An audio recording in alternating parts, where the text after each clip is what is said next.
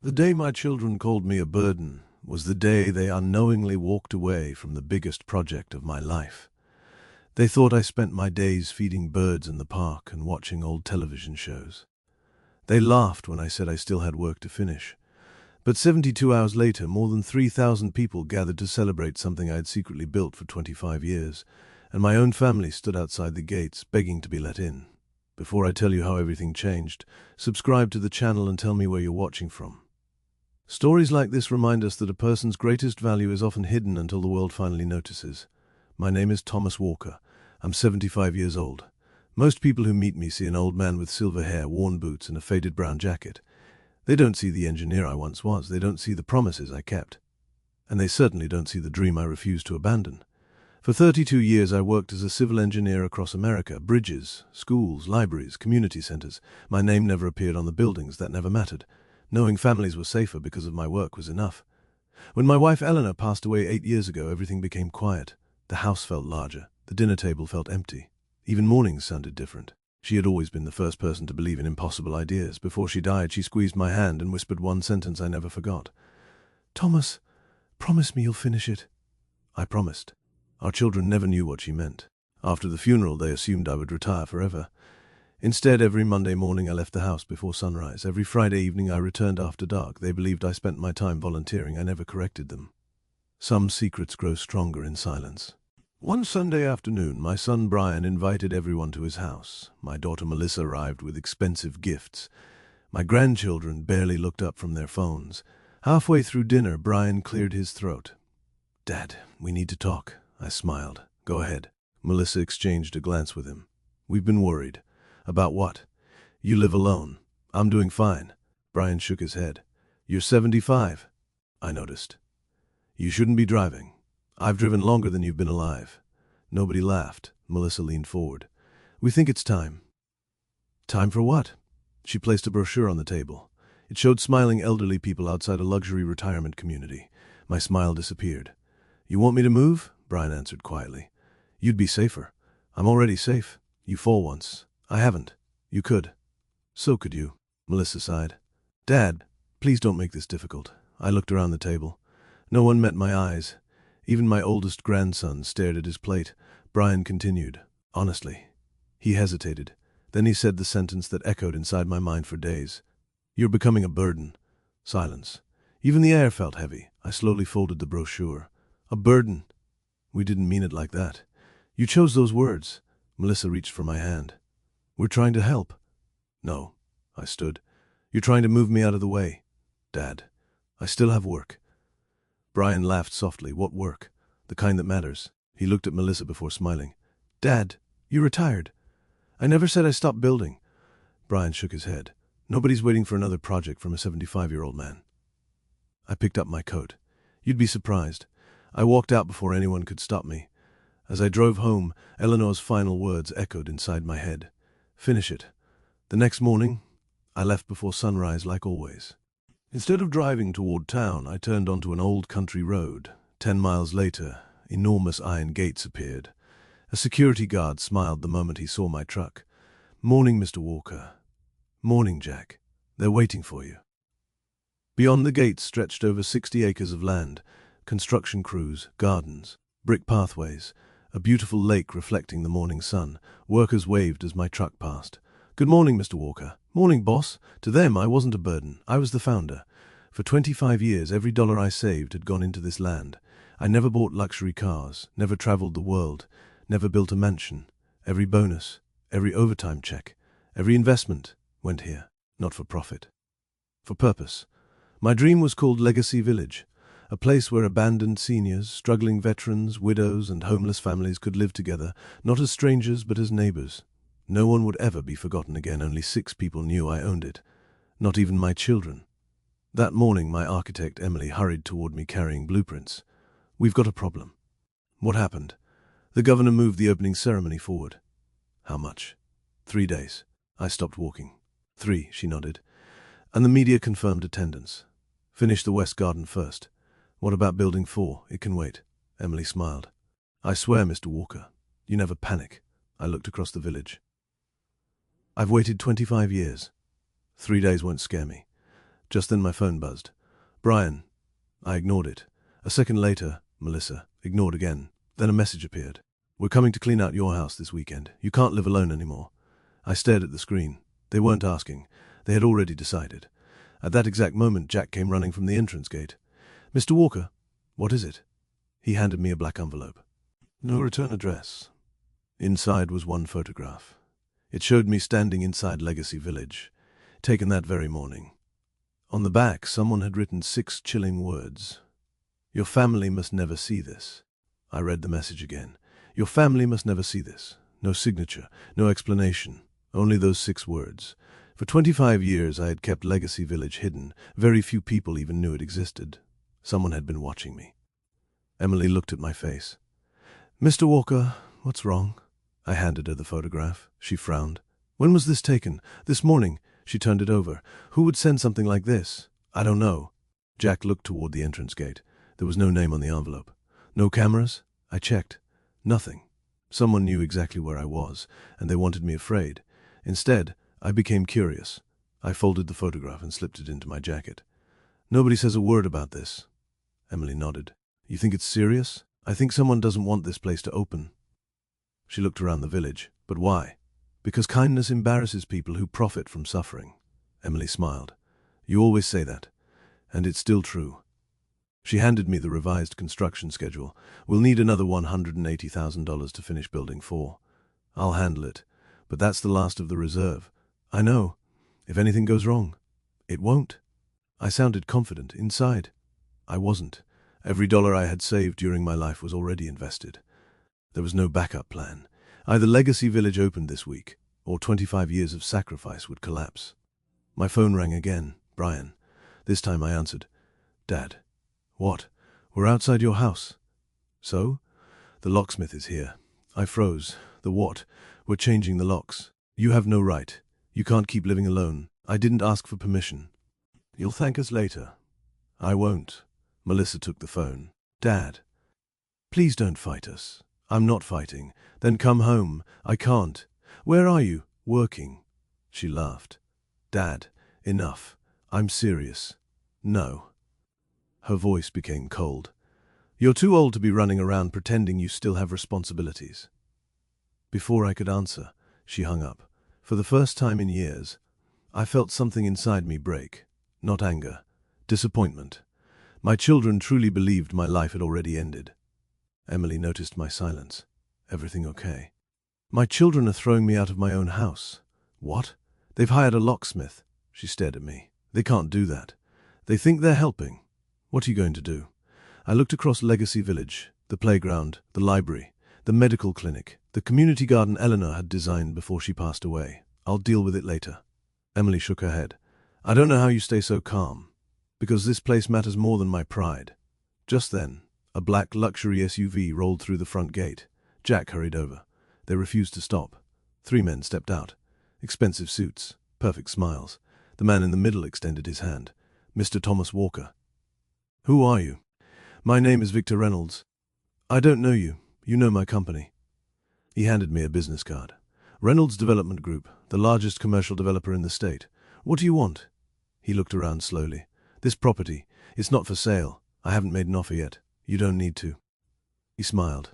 I admire your project. Thank you. But you're thinking too small. I'm not thinking about profit. I am. He opened a leather folder. Inside was a contract. I'll give you $32 million today. Emily gasped. Jack looked at me. I didn't even touch the papers. No. Victor blinked. You didn't hear the number. I heard enough. You could spend the rest of your life in luxury. I'm already rich. He laughed. I don't think you understand. No. I smiled politely. I don't think you do. He stepped closer. Old man. That sentence caught my attention. You'll never finish this project. I will. You've run out of money. I looked at him. Who told you that? He smiled again. People talk. That answer bothered me. Very few people knew our finances. Someone close to the project had spoken. Victor continued. 32 million. No. 40. No. $50 million. Emily whispered. Mr. Walker, I raised my hand. No. Victor's smile disappeared. You'd rather die with this dream. I'd rather live with my promise. His eyes hardened. You'll regret this. He walked back toward the SUV. Before getting inside, he looked over his shoulder. By Friday. You won't own this land anymore. The SUV disappeared through the gates. Silence followed. Emily looked terrified. Can he actually do something? I don't know. Jack ran toward us carrying a tablet. Mr. Walker, what now? You need to see this. He opened a local news website. The headline made my heart pound. Elderly landowner accused of running fraud charity project. What? Someone had leaked lies. The article claimed Legacy Village was a scam. It said I had collected donations illegally. That wasn't even possible. I had never accepted a single public donation. Every dollar came from my own pocket. Emily kept scrolling. There are thousands of comments. Jack whispered, They're calling you a con artist. My hands tightened. This wasn't random. Someone was trying to destroy my reputation, only 3 days before opening. Then my phone buzzed again. Unknown number. I answered. A calm voice said, Take the 50 million. Who is this? Otherwise? I waited. The voice finished the sentence slowly. Your own children will help us destroy everything you've spent 25 years building. The call ended. I stood completely still, because for the first time, I realized this wasn't just an attack on Legacy Village. Someone was using my own family against me. Victor's words stayed in my head the entire drive home. Your own children will help us destroy everything. I wanted to believe it was only a threat, but deep down, something didn't feel right. When I reached my neighborhood, I immediately knew something was wrong. 2 moving trucks were parked outside my house. Workers were carrying my furniture onto the lawn, my books, my wife's rocking chair, even the old wooden bench Eleanor and I had built together. I slammed the truck door and hurried across the yard. What are you doing? One of the movers looked confused. We were hired, sir. By who? He pointed toward the porch. Brian and Melissa walked outside. Brian folded his arms. Dad, calm down. Calm down? Melissa tried to smile. We're helping. You hired movers? We already bought you a suite at Sunny Meadows. I never agreed. Brian sighed. You don't have a choice anymore. I stared at my own children. You emptied my house without asking. It's for your safety. No. It's for your convenience. Brian's patience disappeared. Dad, stop making everything difficult. I pointed toward Eleanor's rocking chair. Put it back. No. I said put it back. One mover quietly carried it inside the truck. I stepped forward. Brian blocked my path. Enough. For the first time in his life, my son physically stood between me and my own home. The silence hurt more than his words. Then Melissa handed me an envelope. We've already listed the house. I looked at her. You what? The realtor will arrive tomorrow. You can't sell my house. You'll thank us later. I opened the envelope. Inside was a sales agreement, already signed. With Brian's name listed as my representative, my hands trembled. I never signed this. Brian looked away. We have power of attorney. No. You signed some medical papers last year. My heart sank. Hospital forms. After my minor surgery, I remembered signing documents while still under medication. You tricked me. We protected you. No, I whispered. You stole my rights. Before another word could be spoken, a black Mercedes stopped across the street. Victor Reynolds stepped out. He smiled as if he had been invited. Brian walked toward him. My stomach dropped. You know him? Brian looked surprised. Dad! You've met? Victor laughed. Only briefly. Brian turned back to me. Victor has been advising us. The world suddenly made sense. The retirement home, the pressure, the locksmith, the moving trucks. It wasn't my children. Someone had been pushing them. Victor adjusted his expensive watch. I told them they were doing the responsible thing. I stepped closer. You've been manipulating my family. I've been helping them. They never needed your help. They needed someone practical. Melissa finally spoke. Victor only wants what's best. I looked at my daughter in disbelief. You trust him? He understands business. No, he understands money. Victor smiled. Money changes lives. It also destroys them. He ignored my comment. I'll make you one final offer. No. You haven't heard it. I don't need to. He pulled out another contract. $60 million. Brian's eyes widened. Melissa covered her mouth. Victor looked directly at them. Imagine what your father could leave his grandchildren. Brian slowly turned toward me. Dad, no. You didn't even think about it. I have. For 25 years. Victor stepped closer. If you refuse, he pointed toward my house. You'll lose everything anyway. Emily's words echoed inside my head. Someone close to the project had leaked information. Now I knew who benefited. Victor wanted the land before opening day. But why? What made Legacy Village so valuable? Suddenly Jack called. His voice was shaking. Mr. Walker, what happened? They broke into the administration building. My heart stopped. What? They took every financial record. Were the blueprints stolen? No. The vault is untouched. Then what did they take? The donor files. I frowned. There are no donors. I know. That's why it doesn't make sense. Victor quietly smiled. He wasn't surprised. He expected the call. I stared directly at him. You knew. He said nothing. Then my phone vibrated again. This time it was Emily. Her voice was barely audible. Mr. Walker, what is it? I found something. What? She took a deep breath. I checked the original land records. And Legacy Village isn't sitting on ordinary land. My heartbeat quickened. What are you talking about? There was an abandoned underground government facility beneath the property. I looked toward Victor. His smile suddenly disappeared. Emily continued. The state forgot it existed decades ago.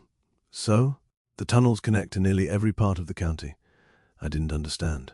Why does that matter? It doesn't. She paused. Unless someone wanted the land for something much bigger. Before I could ask another question, Victor reached into his pocket. He pulled out a folded map. The exact same underground tunnels Emily had just described. He looked at me and smiled. Now you finally understand.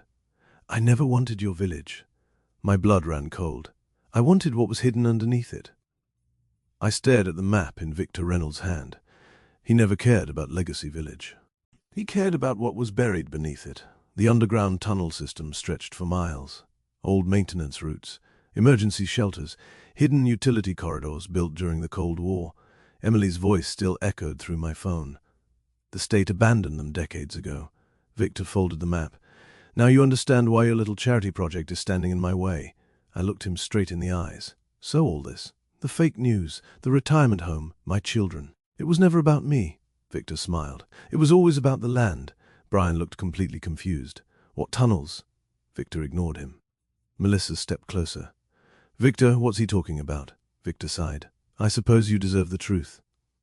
He looked around before speaking. A technology company wants to build the largest underground data center in the region. Brian frowned. What does that have to do with Dad's property? Victor pointed toward the map. These tunnels reduce construction costs by nearly $80 million. Melissa gasped. So that's why. Victor nodded. We've spent 3 years buying every piece of land connected to these tunnels. He looked directly at me. Except yours. I folded my arms. And you're not getting it. Victor's smile disappeared. We'll see. He got back into his car and drove away. The moment he disappeared around the corner, Brian looked at me. Dad, you knew about this? No. I didn't. Melissa looked shaken. Victor never mentioned tunnels. Of course he didn't. You were useful. Brian lowered his head. Dad, I'm sorry. I didn't answer. Some wounds heal slowly. Others need proof. Jack called again. Mr. Walker, what now? You need to get back here. What happened? The county inspector just arrived. I frowned. For what? He says the village has failed safety inspections. Emily grabbed the phone. Thomas. It's fake. They're shutting us down. I jumped into my truck. Brian followed. Melissa followed too. None of us spoke during the drive. When we reached Legacy Village, red warning signs covered every entrance. Construction halted. Unsafe structure. Do not enter. Workers stood outside. Some looked angry. Others looked heartbroken. Emily walked toward me carrying a folder. They forged inspection reports. I opened the documents. Everything looked official, except the inspector's signature. It was printed, not handwritten. They're fake. I know, but the workers are leaving. Several construction trucks were already driving away. One worker stopped beside me.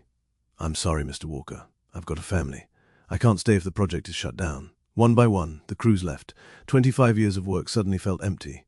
Brian whispered, "What do we do?" I looked across the property. The unfinished gardens, the empty medical center, the children's playground Eleanor had designed. For the first time, I wondered if Victor had already won. Then Jack came running. His face was pale. "Mr. Walker." "What?" "You need to see this." He handed me an old envelope. "Where did you find it?" "Inside the library wall." I recognized Eleanor's handwriting immediately. My hands shook. It was addressed to me. "Open only if someone tries to steal the dream." I slowly unfolded the letter. "Thomas, if you're reading this, then the people who feared kindness have finally arrived. Don't fight them with anger. Fight them with the truth. Inside the library fireplace is a small iron box. Everything you need is there." I looked toward the library. Emily followed me inside. Behind the fireplace, exactly where Eleanor described, was a small iron door. The same key that opened the hidden room beneath my house fit perfectly. The lock clicked. Inside was a metal box. Not full of money, not jewelry, just documents. Thousands of pages. Letters, blueprints, contracts, photographs, and one thick binder. Across the front, Eleanor Walker Master Plan. Emily opened the first page. Then she looked at me in shock. "Thomas."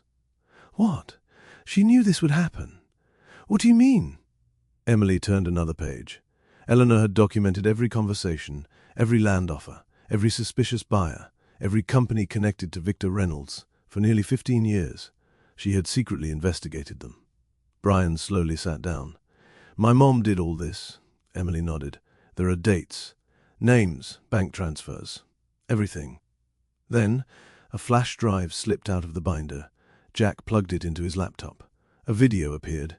Eleanor sat in the same library. She smiled gently. "If you're watching this, it means Thomas kept his promise." Tears filled my eyes. She continued. "Victor Reynolds believes the tunnels are worth billions, but he doesn't know one thing." Emily leaned closer. "What?" Eleanor smiled again. "The tunnels don't belong to the county. They belong to us." Everyone froze. Brian whispered, "What?" Eleanor held up an old property deed. "When Thomas bought this land 25 years ago, he unknowingly purchased every underground mineral and tunnel right attached to it." Jack stared at the screen. "So Victor can't use them," Emily smiled. "Not without Thomas's permission." Brian looked at me. "Dad, you own everything beneath the village." I nodded slowly. For the first time all day, I smiled. Because Victor Reynolds had spent years chasing a fortune that legally belonged to the old man he called a burden. Just then, the front doors burst open. A sheriff walked into the library. "Thomas Walker?" "Yes." "You've been served." He handed me a lawsuit.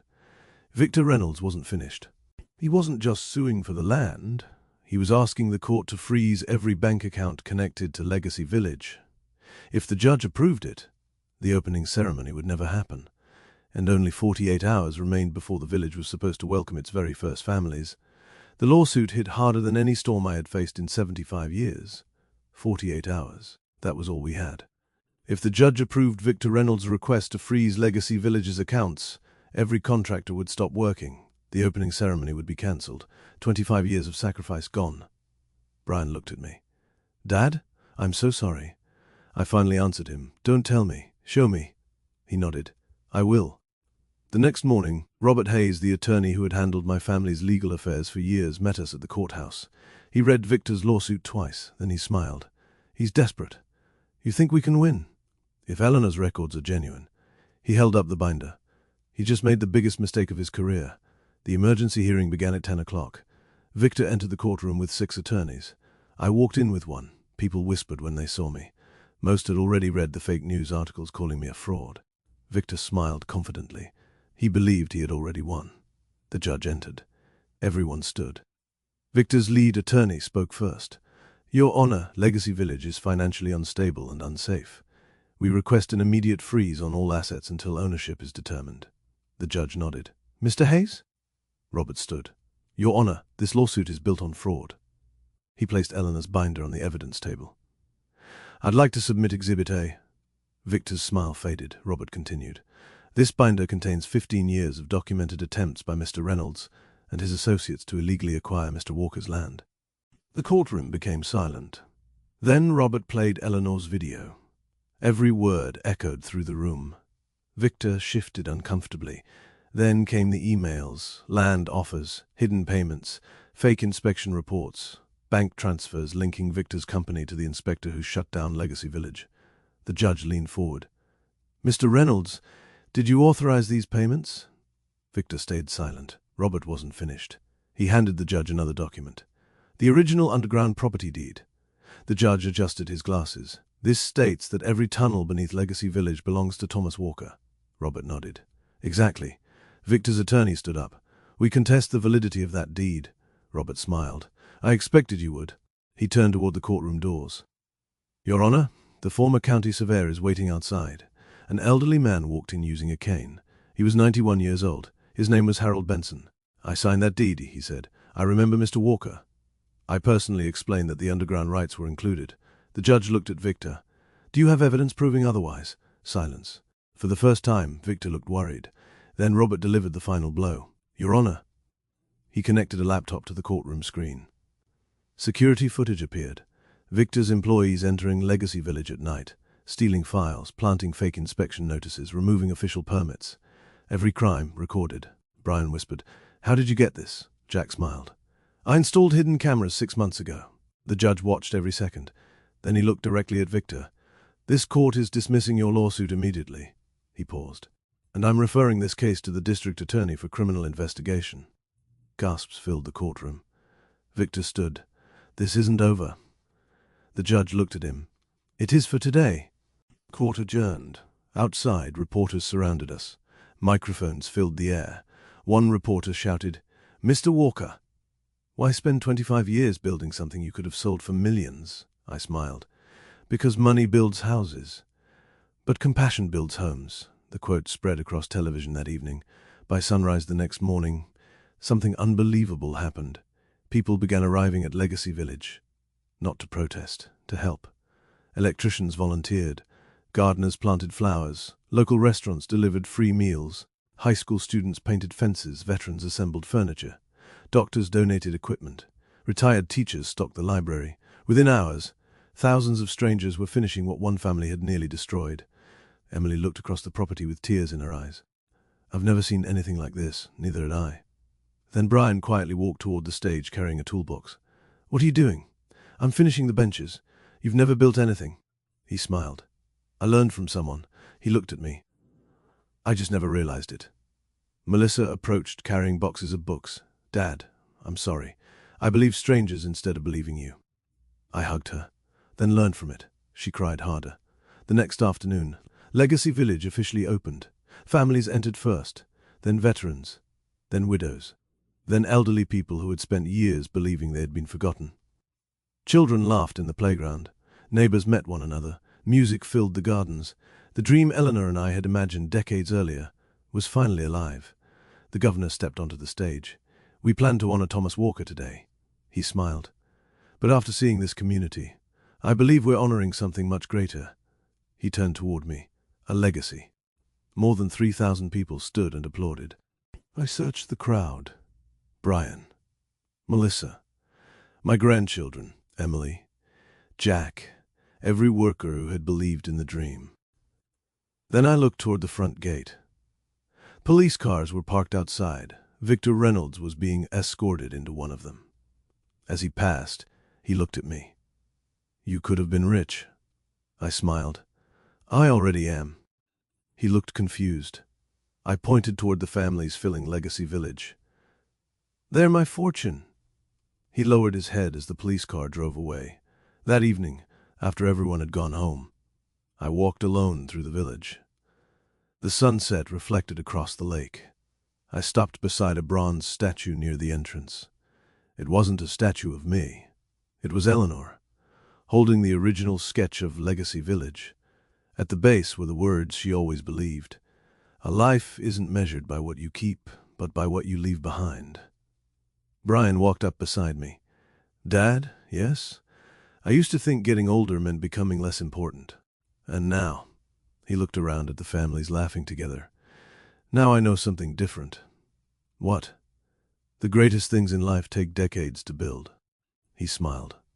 "And sometimes The oldest person in the room is carrying the biggest dream. I placed my hand on his shoulder. My children once called me a burden. I looked across the community Eleanor and I had built together. But they finally discovered the truth. I wasn't carrying a burden. I was carrying a legacy.